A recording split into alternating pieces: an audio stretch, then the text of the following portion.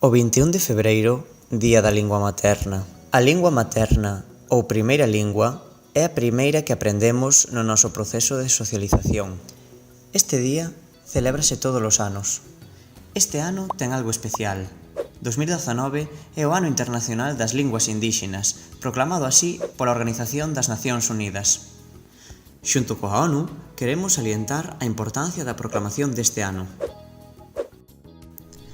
As linguas indíxenas están en perigo de desaparición, xeralmente linguas subordinadas, xa que logo a designación do ano 2019 pode ser unha boa iniciativa para denunciar esta perda e axudar a evitala. Cando escoitamos indíxena, veñen á cabeza características culturais, traxes, danzas, mais detrás diso están as linguas orixinarias das que non se fala.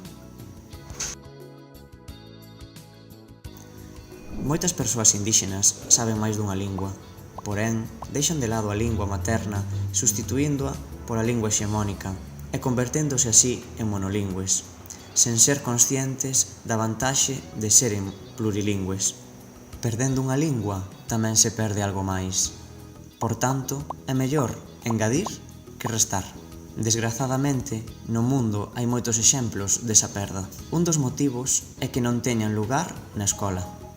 A escola é esencial para o desenvolvemento, mais cómpre que sexan escolas plurilingües, de boa calidade para revitalizar as linguas indíxenas. A diversidade lingüística é o noso patrimonio.